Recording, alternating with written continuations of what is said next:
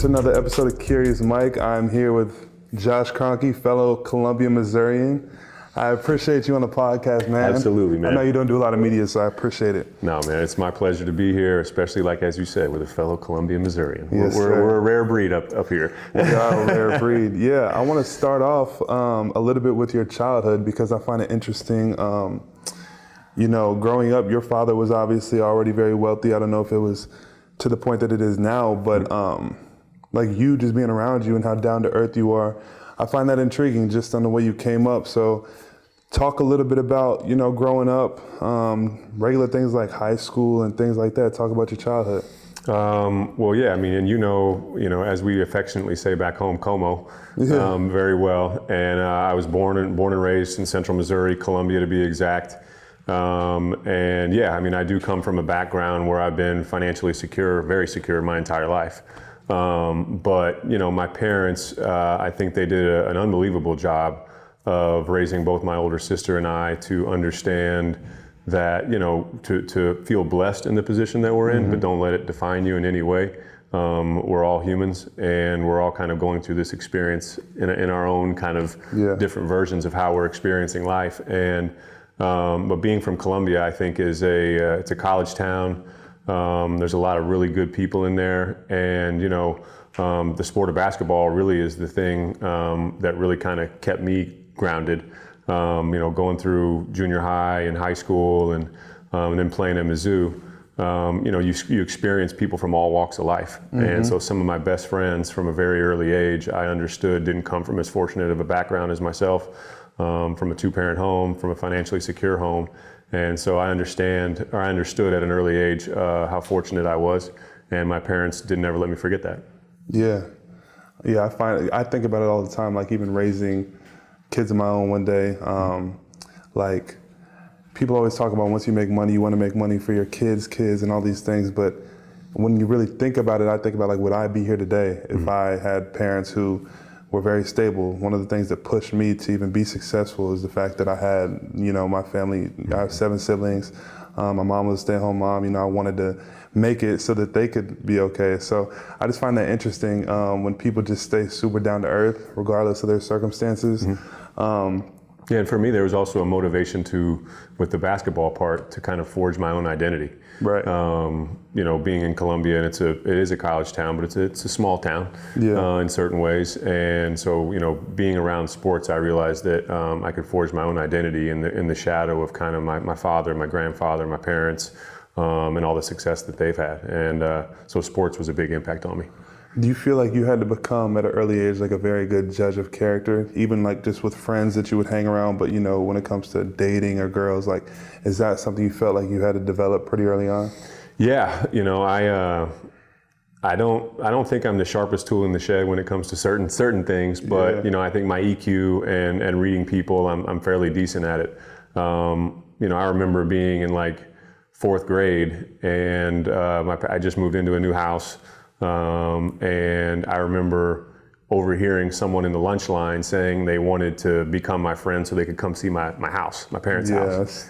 And so when you're that little, it's interesting because it kind of takes you back, because it's not anything that you've ever really thought about, but it does, you know, put your guard up in certain ways. And so, you know, I've had to do a lot of personal work on trust and understanding that, you know, not everybody's out to get you. Right. Not everybody's guilty until proven innocent. Right. You know, but when it comes to relationships with other people, and especially relationships with women, I did have to, you know, overcome some certain fears in myself, because I wasn't. There are good people in this world. Not everybody's out to get you. And so reading that and understanding that, giving people the benefit of the doubt, but also being slightly guarded, you know, that was definitely something I had to develop over time, but very early on. Yeah, it's a hurdle, I think, even, you know, that I go through. Yeah. And I've noticed, you know, even like being around you at the Super Bowl, which was amazing, you're still around a lot of the same people that you kind of grew up with, like hearing them talk about you and stuff, and how proud they were of you, and their stories were always like, I've known Josh forever. So I think it's cool that you kind of stay around the same people that you. Yeah, you know, and I still got a few buddies that I grew up playing basketball with. Kareem Russ was at the game. But yeah, I mean, I think, as life evolves, and I have friends that I've just made within the last few years that have become good friends of mine. But I do have a core group of guys and a group of friends from back home, definitely from Mizzou, a couple guys from Kansas City, and guys that I just kind of grew up around from late teens to early 20s, and a lot of formative years in there. And I think it's important to, stay in touch with people, understand that people grow, and sometimes they grow apart, but you always have a little bit of a bond and check in with people because you never know what people are going through. 100%. Yeah. And basketball was a big part of your childhood. Talk about, going to Mizzou. Were you nice? You actually got buckets? Were you nice? How was that? Well, I definitely wasn't getting buckets like you. Trust me on that one. But yeah, I mean, I was like a top 50, top 75 recruit in high school. Went to Rockbridge in Columbia, and actually my senior year, I hurt my knee. I didn't tear my ACL, but I had my left kneecap with sublux and kind of come out of of alignment. And so I had to have it scoped, and I came back way too soon because I really wanted to play. It was my senior year, and but I could tell that I wasn't right. And so after the season was over, I took a little time and thought about it, and I decided to do a fifth year and went to prep school.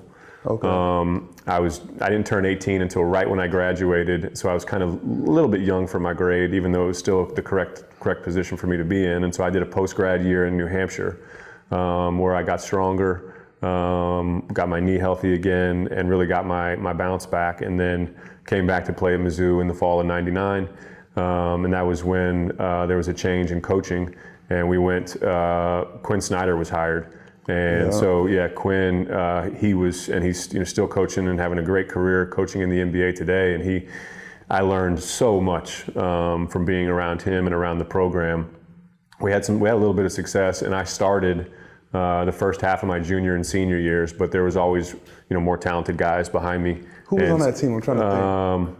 My my redshirt sophomore year, we made the Elite Eight. We lost to Oklahoma. That was as far as we made it in the tournament. I thought we were going to beat them, but they had a really good team. Hollis Price, and then but on our squad, that was Kareem Rush, Clarence Gilbert, Arthur Johnson, Ricky Paulding, and then my later years, my junior year, I started half the year and then got beat out, rightfully so, by a guy named Jimmy McKinney from St. Louis, great player. And then my senior year, we had another young two-guard named Thomas Gardner, played in the pros for a year or two, but by the end of my senior year, my knees were really hurting. I had another surgery on my right knee. And so I was just I was in a state of flux where I loved the game, but being so committed at the collegiate level, I didn't have the opportunity to really do a lot in the summer times, like from a professional standpoint and thinking about the rest of life.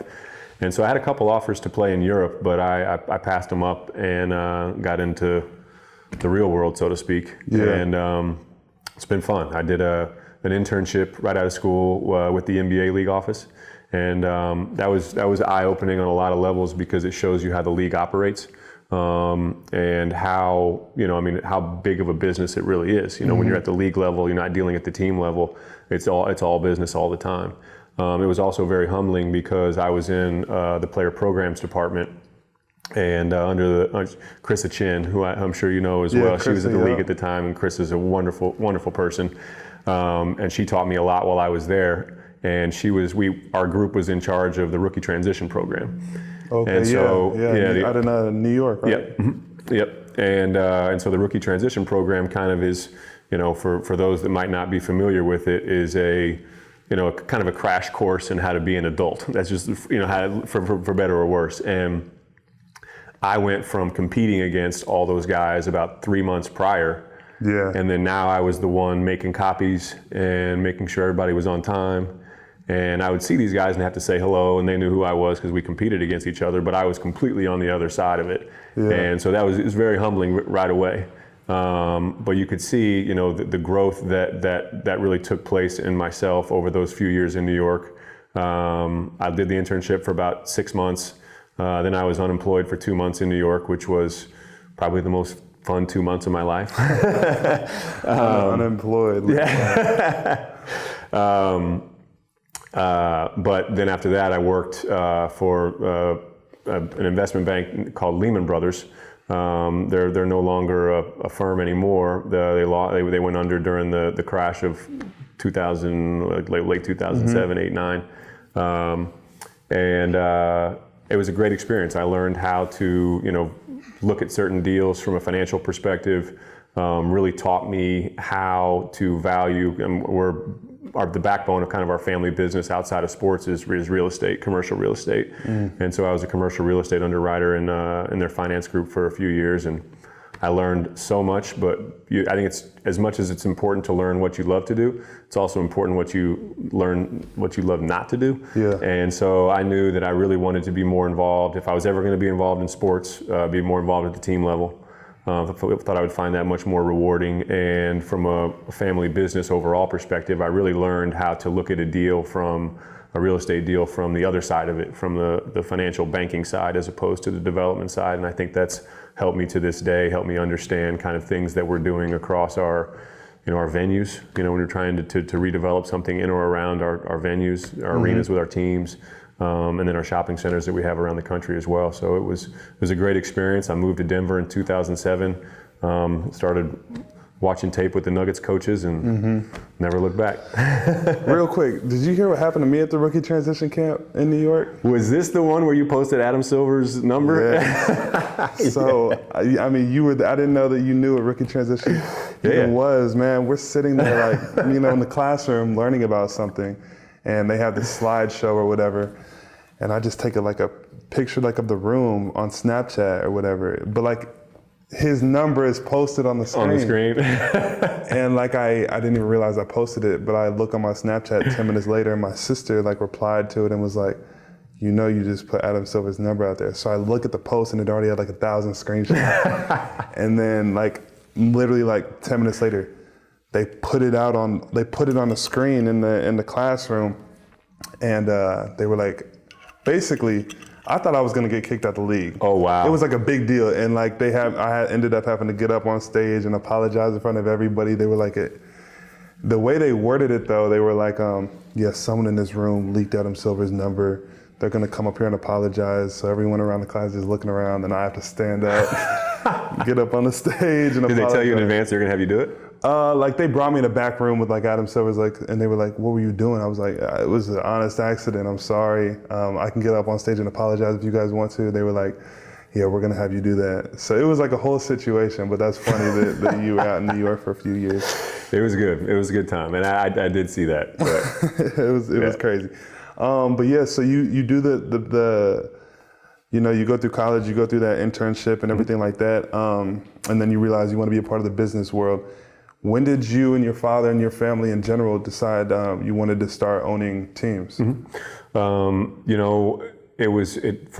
my father, it goes back to kind of a dream that he's had for a very long time. I think that he's a huge sports fan in general. I think my family, we love sports. I was always taught to kind of, both by my dad and my mom, use sports as a metaphor for life. There's teamwork, sacrifice, understanding, how you can help others. And so, for me, I guess, I'm rambling a little bit. What was your original question? Because I was going to go down one way. We're just talking. It was more just how did you get into that? Yeah. So when it was my dad's dream kind of way back when, and I guess I would say that, as a real estate developer, he was always looking for, a potential deal.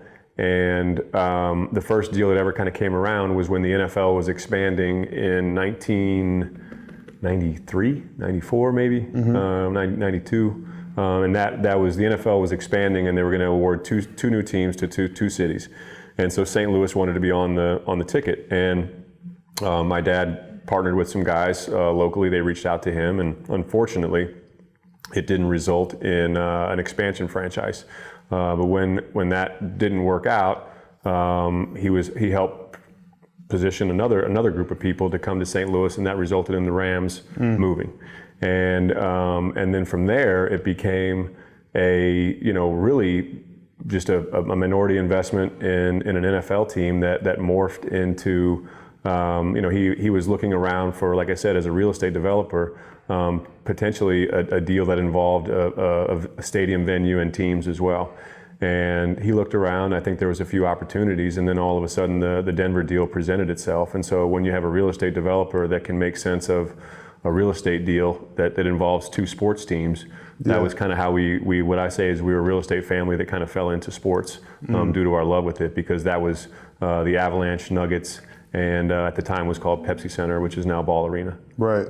Yeah, and then that has morphed into what we have now, which is SoFi Stadium and the LA Rams. We have Ball Arena, the teams, Avalanche, Nuggets, and also the Colorado Mammoth. We have Dick's Sporting Goods Park, which is where Colorado Rapids play in Denver. And then the other one, which is the really big one, is over in London. We have Arsenal Football Club. Got you. Yeah. As a team owner, and it's been a long time coming, and there's been a lot of recent success of your teams. Championships with us, the Avs, the Rams, which has to make you guys definitely in the most recent years like some of the most successful team owners in the history. But during that long process of developing the teams, drafting players, was there ever thought of letting some of these things go, or was it you guys have been committed from the jump with all these teams? We've been pretty committed. We're long-term holders in really everything that we do. We don't, my father's philosophy, and I know that it's one I'll carry forward with me as well, is, whenever you invest in something, if you're looking to make a short buck on it or try to figure out a way to make an exit somewhere, that's usually not our strategy. I know there's some brilliant people out there that can make sense of deals like that, but we want to invest in something that makes sense for us over the long term. Gotcha. And so, when he did the Denver deal in 2000, I was still in school. I was at Mizzou. I remember, him telling me about it, and me just being incredibly excited. But then they set out and they built kind of the first version of the Nuggets underneath kind of our family, and that resulted in some really amazing teams. They hadn't made the playoffs in I don't know how long, but they kind of stripped the roster down over the first year, drafted Carmelo Anthony in the summer of 2003, and then they started signing free agents, and by the spring of 2004, they were in the playoffs, I think we're 9 or 10 straight years. And that was a level of success that the Nuggets hadn't quite had. And then, when my dad and I kind of really sat down to talk about the future of how we could build the Nuggets back, I knew that I had some philosophy that I'd been around the team for probably 4 or 5 years at that point in time, and I'd watched a lot of basketball and kind of tried to devise some sort of strategy. I was like, it's never been done in Denver. Yeah. We've never won the whole thing. How can we actually do this? Yeah. And for me, the only advantage that we could really create was to kind of elongate our timeline. And so, draft really good players that are also really good people, surround them with really good coaching, and try to grow something organically over time. And when and it's never going to be perfect. Progress is never linear. As you know, our squad was up and down those first few years. You guys were all kind of learning different things, the different roles, and now all of a sudden you see it start to gel, and then, you guys get hit with injuries. And so it required a certain amount of patience, but also knowing that, at the end of the day, we had really good people, and that's why, we're really proud of you guys as players, but I think the group of people that we have down there is really unique around the NBA and how you guys all play for each other. Our culture has kind of evolved to a place where I couldn't be prouder of it. And then, the icing on the cake was to finally win the championship last year. But it all started kind of watching. We had a 57-win team in 2012, 2013, and we won 57 games and didn't have an all-star. Yeah. And that's pretty hard to do in the NBA. But I would watch that team, and I remember watching us down in Miami, and we played the Heat toe-to-toe for about 46 minutes. And then they could go to a level and close those games out that we just didn't quite have. And so I was like, okay, if we're going to take this step backwards and we're going to finally come back to the playoffs one day, we're going to come back with a team that's built to be sustainable and continually grow our ceiling organically. Yeah. And that's what you guys did, man. You guys all worked your butts off. You guys all figured out how to come together. I remember I wasn't in the bubble, but watching you guys kind of, I think in the bubble, there's a new level of confidence that was reached. I saw you stepping up in new ways. Yoke and Jamal doing their thing, and it really kind of was I was watching on television going, this group can really do something special. Yeah. Yeah. And so that was the first time where I really was like, okay, now how can we start to go for this? And then, the patience that I talked about, we come out of the bubble, we kind of hit the ground running, but we had lost Jeremy in free agency. Yeah. And it took a little while for us to figure out how we wanted to try to fill that void. And then when Aaron came along, we jumped at that opportunity to get AG in the squad. And then I think we ran off I don't know what we were those 10 games after we traded for Aaron, but we were 9-1 or something like that. It was before Jamal got hurt, yeah. And it was I don't think we lost the game. Yeah, we were something like that. We were 8-2, 9-1, but we were beating good teams and beating them pretty handily. Yeah. And then Jamal went down. Yeah. And, you can't, and I think that, while we knew it internally at the time, maybe the rest of the league didn't, we couldn't replace Jamal with anybody. There was a level of skill and a level of chemistry that we knew we just had to sit tight. And then the following fall, you had to go through another adventure again. And it's amazing to think how far, the group has come and how far certain individuals have come, man. And, I'm sure you look back on things at different times, and it's amazing to think how far we've come and how far we can still go. Yeah. No, that's crazy. Yeah, I saw some post or whatever. It was talking about the individual stories of all the guys on our team and how it really was grown organically. Mm-hmm. When did you realize we had, something special with Nikola? Did you know that early on? I know Nurkic was here at the time. Yeah, that was it's a funny story about Nikola, and if anybody tells you they knew, they are lying through their teeth. I didn't know. The first year I got drafted, I went to training camp, and I had no idea. Just because he treats a game different than practice. So I'm seeing Mason Plumlee and Nikola go at it. I'm like, wait, why does Nikola start over Mason? I remember that was my thought process. So. Yeah. Tell me that story. How did you? Yoke is a funny story. I remember sitting with our former president of basketball ops and GM at the time, Tim Connolly and Arturas Karnisovas. That one of them now runs the Timberwolves, one of them now runs the Chicago Bulls. But they were in our front office at the time. They're like, hey, there's this guy that you should see on tape because we want him to keep his name in the draft, but he wants to stay over in Europe for one more year. Mm-hmm. And we're in a phase at the time where we wanted as many young players as we could get, and to try to see what we could grow. And so I was actually like, why does he want to stay over in Europe one more year? And both Tim and Arturas were like, it's best for his development, and we think that there's a skill level there that could be interesting. But I remember them showing me on tape, and Nikola was wearing this, their colors were pink and blue, and Nikola couldn't jump over a phone book, but he'd catch these balls and he'd throw these passes that you were like, I don't know how that's going to translate, but that player's basketball IQ is obviously off the charts. Yeah. And so we drafted him. He stayed over for one more year, and then he came over in the summer of 2015. And my dad actually has really good stories about being down in the weight room, early in the morning that summer, and Nikola would be in there every morning with his two brothers, mm-hmm. and they'd be beating on him kind of before the coaches would even come in, and he'd be in there. But over time, I think Nikola he cleaned up his diet. Mm-hmm. He understood what it took to be a professional. And you referenced Yusuf Nurkic, who was another really good young player that we had on our roster at the time, and we couldn't quite tell what to do with both of them because mm-hmm. Yusuf, I think, had made second team All Rookie, and Nikola was coming over, and so we had a very established center, but we knew that they both had really good hands, really good skills, and the thing that was unfortunate is the league was trending. That was when the Warriors were on their ascension.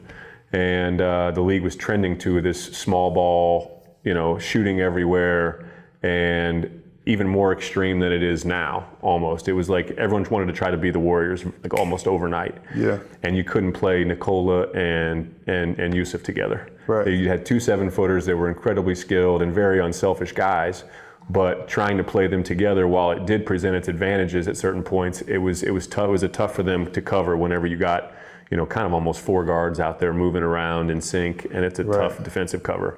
So we had to really kind of put our heads together on what we wanted to do, and fortunately, by the time after Nikola's first season, I think he made first team All Rookie. And then we were halfway into the second year, and we were really realizing that we had to pick, we had to choose, because they're both starting level centers. Yeah. And I think Yusuf's contract was coming up in about a year. And so we were having our analytics group run all the different numbers of how to compare the two and what to look for. And all of a sudden this comparison comes through. And fortunately we had enough data at the time to be able to really put together per 36 minutes and compare different things. And so this comparison comes through, and it's player A and player B. And it was, they're in their second season. And the only difference of the two is that player A is 2 years older than player B at the time of their second year in the NBA. Player A just entered the league later. And you could clearly see that player B's numbers were better in really every category. And so I was like, okay, I'm going to guess that player B is Nikola. And they're like, yep, you're right, player B is Nikola. And I'm like, all right, well then who are we talking about with player A? Is this some sort of comparison with Nurk, or is this some sort of comparison with someone else in the league? And they're like, player A is Larry Bird.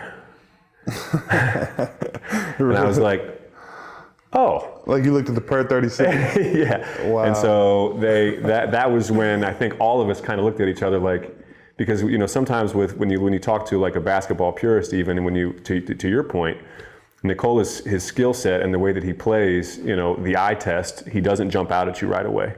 But when you watch it over time and you understand what he's doing and how he's affecting a game, it really jumps out at you. And so that was when, and that was like the first week of December. And I think we were on like a 4 or 5 game skid at the time. And then Tim and I wound up on the phone. I was like, Tim, I'm never going to tell anyone who to play, any coach what to do. But if we're going to pick one, tell them to put Nikola in. And we got to roll with it. And then that was the famous, the next night or the night after was, the date was at December or something, that was when Yoke went into the starting lineup and never came looked out. back. Never and came it's out. crazy It was in Dallas, I think, yeah. Yeah, I have unlimited Nikola stories too. Talk about the cleaning up the diet and stuff. My first couple of years, he cared about basketball, but he would go home to Serbia in the summer and come back out of shape. I've seen him progress every year, even from MVP year to MVP year. He's somehow progressing. So you guys obviously made the right choice, man. There's a lot of talk about his number 15, and him and Carmelo Anthony. I don't even know the whole story of what came out. But yeah, talk a little bit about your thoughts on that whole situation. Yeah, that's a funny one. I saw Melo was on something fairly recently, and it's interesting to think back, because my first meeting when I was put in charge of the Nuggets in the summer of 2010 was to fly to Baltimore and sit in a hotel room where it was his agent, and one other guy that worked with him, and he asked to be traded. And they gave us 2 teams, and I put that in my back pocket, went back to Denver. I was our front office was in flux at the time. And then I wound up hiring a guy named Masai Ujiri, now runs the Toronto Raptors. And then he and I and another person named Pete D'Alessandro worked on that trade for about 6 months. And so we got through the trade, and you don't really think about much. We had Allen Iverson for a number of years, and Ty Lawson wore number 3. And so, it's not anything that really ever crossed our mind. And so I was very surprised to hear Carmelo say that the other day, because it wasn't something that ever crossed my mind. I think Nikola has worn number 15 his entire career, even when he was over in Europe. And so, it wasn't something that really crossed our mind. And, to have Nikola, I think, ascend to the level that he's at, maybe that might get under somebody's skin, I guess, perhaps. But I don't know. I think Nikola's always worn 15. It was never anything that we ever thought about. And, I'm just happy that Nikola's on our team. What specifically was Melo upset about? Was it that someone else got to wear his number, or his number didn't get retired? I'm not 100% sure. I think, Melo had an unbelievable career with us. He really put the Nuggets back on the map in a really positive way.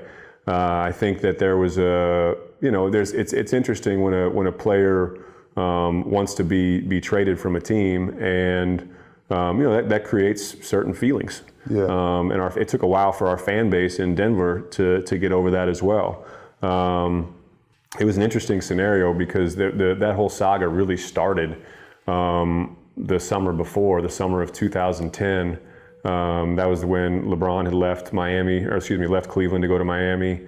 And so player empowerment and movement was really kind of just starting to reach its peak. And I think that's great. I think you guys have one shot at your careers. We're kind of custodians of that career. We obviously have our own goals in trying to build our teams, but I always respect if somebody wants to go do something else. But for the city of Denver, I think they took it very personally. And that took a little time for the city to get over. And I'm sure Melo didn't like being booed for the first few times he came back because he did. He worked his butt off for the city, and we had a great run in there. We made the Western Conference Finals in 2009. Only made it out of the first. That was the only time we made it out of the first round. But I think over time, hopefully the feelings dissipate. I think if he was to come back to Denver, I think he'd probably get a different reception these days. But from a personal level, there was never any animosity or anything kind of on our thinking about Nikola's number. Right. Because it was just the number that he wanted to wear and the number that he's worn forever. I think that it's been interesting to see his ascension to where he is, but to think that for anyone to think that we gave a second round pick, number 15, and knowing that it would someday turn into this, I think that's a pretty wild statement. Multiple times. Yeah. That's funny, man. Well, you guys have done an incredible job. I want to talk a little bit about your guys' thought process with me coming into the league. Obviously, you were both from Columbia, so you had, known about me and things like that, but I've been through a lot. The Clippers doctor, spread the report throughout the league that they didn't know. They weren't sure if I'd be able to play basketball, considering my injuries. And a lot of teams were scared away by that. I remember the first time I got on the phone with the Nuggets was with Tim Connelly on the day of the draft because my agent wanted to kind of create a floor, like, okay, if he drops it here, this team will take him. So I had no idea going into the draft what was going to happen. What were those conversations like behind doors about me? Well, my Michael Porter Jr. story first starts, I think you were in 7th or 8th grade. A friend of mine sent me this link of some unknown skinny kid going up for a dunk. Yeah. And I was like, wow. I was like, this kid's supposedly the best 8th grader in the country. And I was like, wow. I was like, I've never seen an 8th grader look at the rim almost like you were. And then I was like, wait a minute. I'm like, that's Jeff City's gym. That's Jefferson City. I'm like, I know that gym. That's one of my high school rivals. And so I did a quick search to try to find out more of what I was watching. And I was quickly told that Central Missouri had, one of the best players in the country. And because I was like, that section of the country doesn't produce talent, like you. And so I was very aware of who you were from an early age. And I followed your career because I was kind of proud that we had someone of your caliber coming out of that section of the state. And so I followed your career, and then I was going to watch your first game at Mizzou, and then I heard about what had happened, and I think you were going through warm-ups, right? Or there was a couple days leading up to it where you had some tightness, right? Yeah, the injury. Yeah, it happened a few days prior, but that was my first time experiencing anything like strange. So I thought it would just dissipate, and it got worse. And first game comes around. And you were going through warm-ups, and then I think you had to play the first 10 seconds before they. It was so close to game time. They'd already turned in the lineup, right? They'd already put the lineup up. So I go to my dad, and I'm like, Dad, I don't think I could play. Like, I don't know what's going on, but I can't jump right. Like, I can't produce force like I want to. And then we went to the coaches, and they were like, okay, you just have to start the game because big national TV game, number one player in the country going to the University of Missouri, which never happens. And then, so, I had to play the first 10 seconds and came out. Yep. And then I followed, what was going on, and I knew you were really rushing to get back because you wanted to help your team. And that told me a lot about your character. If you were already thinking about the pros, which is a natural thing, I think that there's probably part of you that wants to think ultra long term in that scenario. And I'm sure there was people around you, but it also told me that there was a person inside of that player that was really competitive, that wanted to get out there, and you wanted to help your teammates. And so, as I watched that spring kind of evolve and I heard about your draft workouts, leading into that week, I thought your floor in the draft, I think Chicago had 7, and 7 or 8. And I also knew that when you were healthy, you were probably the best, if not one of the top 2 or 3 players in that draft. And we had just missed the playoffs by 1 game that year, and we were thinking that once we made it back to the playoffs, we knew we weren't going backwards. We had a good young team, and we just had a few things that we thought to really put us in a new level. And so the day of the draft, I remember coming over, and Tim had called me the night before the draft, and he goes, "Hey, I'm just going to put something on your radar." I was like, "What's up?" Because by missing the playoffs by 1 game, we picked 14 in the lottery. Yeah. And so Tim called me. He's like, "Hey, I want to put something on your radar." And I'm like, "What's up?" And he goes, "I heard something from a buddy of mine that Chicago might pass."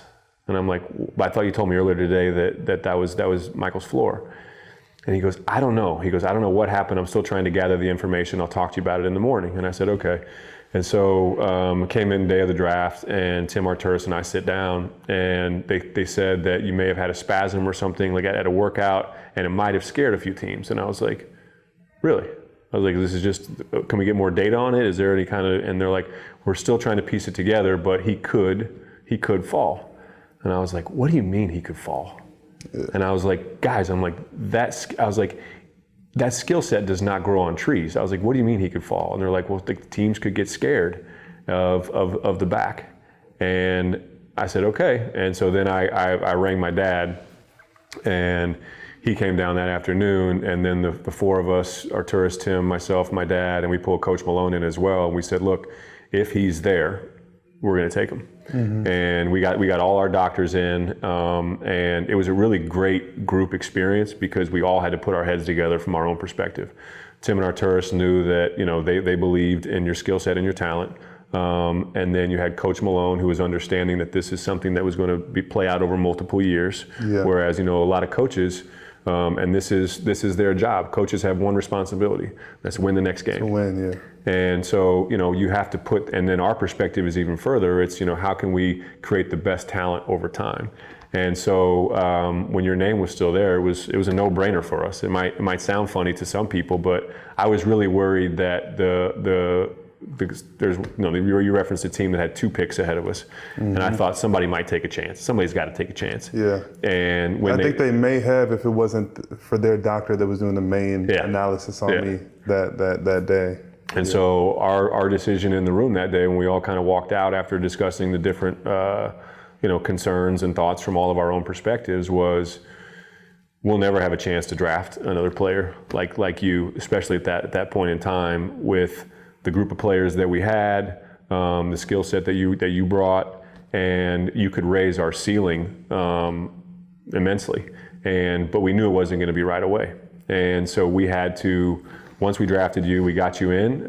We let our doctors take a look at you. We made sure that you felt like one of the family.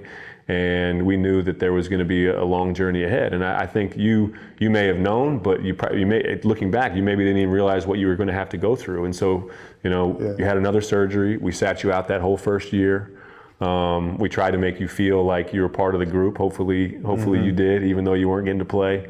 But I remember coming over to training camp that first year when I don't even think you could play. All you could do was just do standstill shooting. Yeah. And our shooting coach at the time was it Mark Price? Mark Price. Yeah, Mark Price. See, I remember. And Mark and I were standing there, and I was like, "Mark, what do you think of our group?" And he goes, "Wow, there's some really good young players." And that was when he started to ask about Nikola. Nikola was just starting to really show, the level that he could dominate. And I was like, "What do you think?" And he goes, "I think you got a really great group here." He goes, "But I'll tell you what," he goes, "best shooter in this gym can't play right now." Yeah. And I was like, "You're talking about Michael, right?" And he goes, "Yep." He goes, "I'm talking about Michael." He goes, take your time with him, be patient, but he goes, "That guy's the best shooter in this gym." And I said, "Well, that's our plan." And so, over the course of that year, and then I think your first full season was the COVID year, right? Yeah, is that my right? first full season was the first half of the season, and then we go to the bubble. Yeah, that was my first full season. And so I saw an important step out of you, which was over that first, I don't know, 6 months of the season, I think, you were up and down as any rookie is going to be. You're learning how to play. You're learning how to where you fit in the different roles, and you're learning how to play with some of these guys around you. And then the season stops, like right around this time 4 years ago. COVID hits. We go into our cocoons, and then we emerge in the bubble a few months later. And you went from a rookie to a second-year player in that little 2-month span. In that gap, yep. And so when you came into that bubble, I saw a different Michael. I saw a more confident Michael.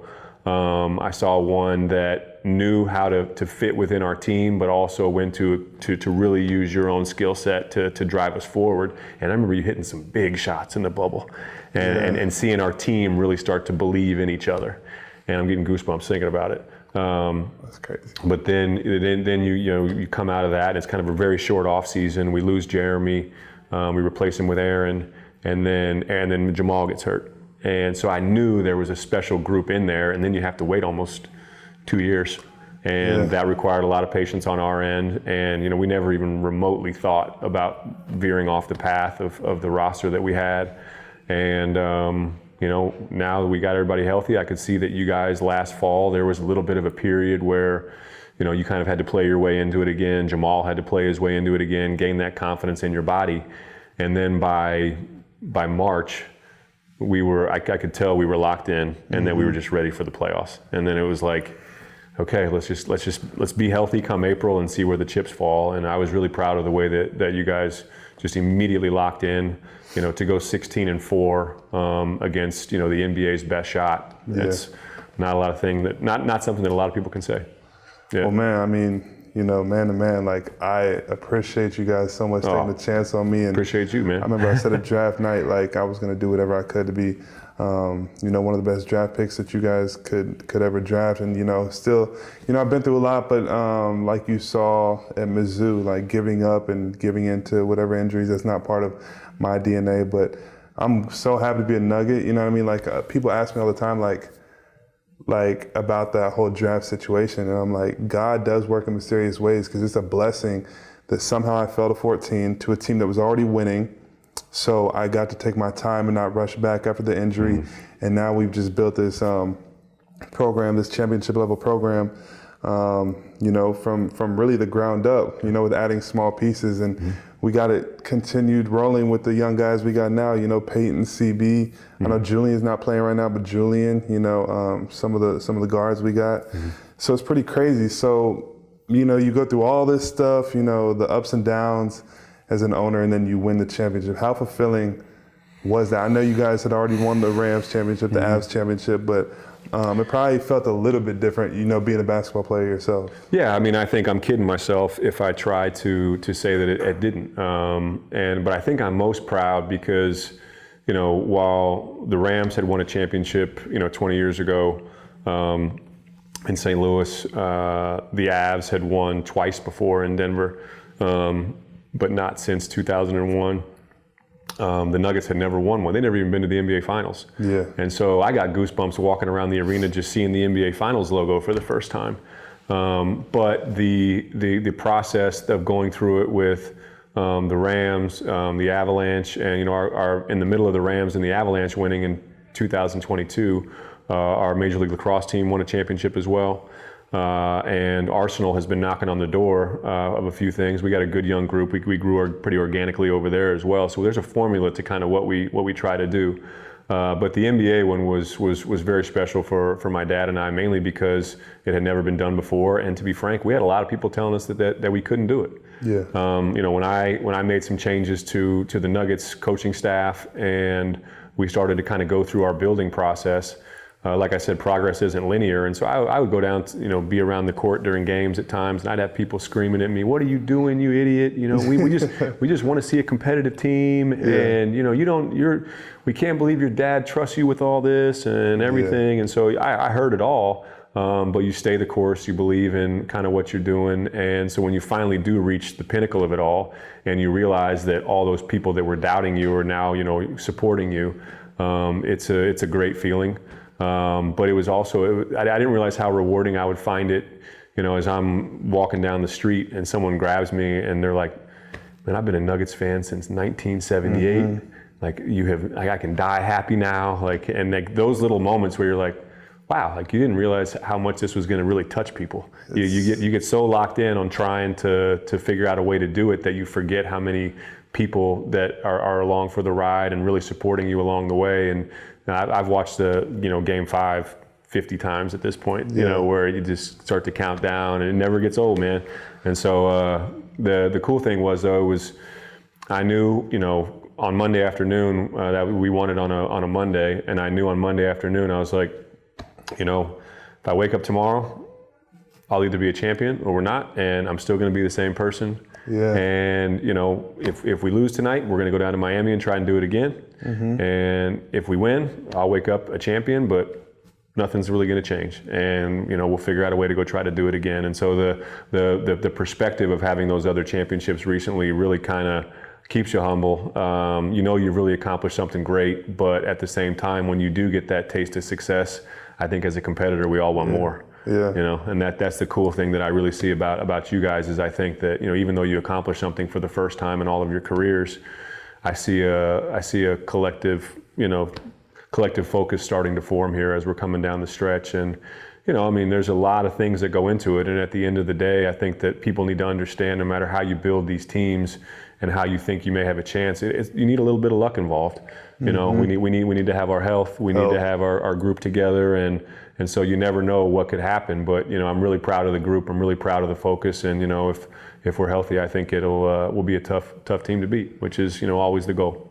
Yeah, I think you said two really like nuggets of wisdom. First of all was throughout the whole process of life, and even like as athletes, as competitors, is the joy you put on other people's face. It's something Nikola mentioned as well in the interview was like, those are the things that stick with you. Yeah, the championship is amazing, but like you said, you wake up tomorrow and you're still the same person, But it's like those moments along the way where I go to Taiwan this offseason and they could not, it was like diehard Nuggets fans in Taiwan that are talking about the championship, So I think that's you guys put yourselves on the map in a whole new way with one, winning the championship, but I think two, how you guys all carry yourself. That's what makes me just as proud as winning, because I think you guys, like I said, we play a brand of basketball that's really fun for people to watch, and hopefully, at the youth level, you have a lot of coaches saying, you guys should play like them. Yeah. You and your father and your family as a whole have built something, incredible. A lot of people think being financially stable or wealthy is the goal of life. You guys right now could, sell your teams, you could take all the money and live perfectly comfortable the rest of your life, your kids' kids. Why do you continue, after you reach the success that you have, why do you continue to grind and work so hard and fly to London and back and do all these things? Is it just because a lot of people truly think that happiness in life equals money, but you guys could just go chill on the beach and do whatever you want the rest of your life. Why do you keep going? For me individually, I always want to prove stuff to myself to see if I can do something. And I actually, I really enjoy, even though I'm kind of an introvert in certain ways, and I'm very guarded in others, I do enjoy people. And, being around the sports world, I have to pinch myself. Some of the people that I get to meet, some of the people I get to interact with, because we're from all walks of life all over the world. You mentioned Arsenal. I just got back from London last night, and, we advanced in the Champions League on Tuesday. But, the people that I get to meet, just with the Nuggets alone. We have guys from all over Europe. When you get to Arsenal, it's even a greater expansion of people. And so I really enjoy the different people, the different walks of life, and being able to prove myself to myself that I can work with almost anybody and try to get the best out of a group. I think to your point, I don't know where my IQ might be, but I think my EQ is fairly high. And putting people in positions, giving them the resources to succeed, patting them on the back, putting my arm around them when they need it, and then give them a little kick in the butt when they need it too. But our formula is to really hire good people, provide them with the resources to go do things, and then draft good people who can have a chance to be great players and try to grow it over time. And that's what we've done with the Nuggets. That's what we've done with the Avalanche. Over at Arsenal, we have a really, we have a talented young team that's fighting for, both Premier League title this year and hopefully another advancement in the Champions League in the quarters. We just drew Bayern Munich today. That's going to be an interesting one. Yeah. But it's really about the people, and for me, that's what drives me. Yeah. But yeah, I have been financially secure my whole life. I understand that a lot of people aren't in that situation, and so I never want to take that for granted. But also, we employ a lot of people. That's something that I do find very rewarding, is being able to sit down and talk to people about their jobs, whether it's over in London, whether it's in Denver, or whether it's in LA, at our team and our venue out there. So yeah, for me, it's about the people and trying to work together to achieve something special. And when you do achieve something special, man, it's a lot of fun for not only the group, but for the fans as well, which is really unique to really the sports business. Yeah. Now, even just talking to you, I feel like, the way you grew up and just who you are as a person, and I feel like you really know yourself. You've probably spent a lot of time getting to know yourself and what makes you happy. So one of the questions I like to ask, like all the people I interview on this podcast, is what do you think your purpose is? Wow. I think my purpose is, that's a great question, Michael. I wish I'd known you were going to ask me that one. I ask it because I still feel like I'm trying to develop my purpose, and part of the who I like to get on this podcast is people that I find very intriguing and I'm very curious about, and people I look up to in certain ways. So yeah, I'm trying to figure out. So it's just a question I like to ask. I think that I'm sure I have to go back and rewatch some of your podcasts, because I'd be a very curious answer from a lot of different people. For me, I think my purpose, I'm not married, I don't have any kids yet. And so some people would answer, family or this. And so I come from a great family, great parents. My older sister is incredibly supportive, and I have a wonderful girlfriend who supports me as well. But I think for me personally, I think my purpose is to, I think kind of how I answered the previous question was, I really enjoy getting to know people and trying to get the most out of them. My college coach, Quinn Snyder, always thought I would have been a great basketball coach, because I loved the game, but I also really loved trying to get the most and help my teammates. And so that kind of plays out in my life across numerous areas, whether it's focused in on the team level with the Nuggets, Avs, Rams, Arsenal, Rapids, or on the corporate level. We just underwent a big restructure on our corporate side in Denver, and so putting together the team there and kind of delivering some of the same mantras that we have around our team culture, try to deliver that on the corporate side as well. And having been around sports my whole life, I think I got a pretty decent handle on certain things at this point. And so trying to get the most out of people and then really going to achieve something together. So building and helping, building a team and helping those people along, I think that'd be probably how I would answer it on an individual level. Because when I'm by myself and doing things by myself, I enjoy it, but I enjoy being around people and being around the groups and working together a lot more. Yeah. Yeah. That's dope, man. Well, I appreciate you so much for giving us some of your pleasure. time, man. This has been awesome, for real. Absolutely. Appreciate you, my man. Yeah. Here's Mike out. Name's MPJ.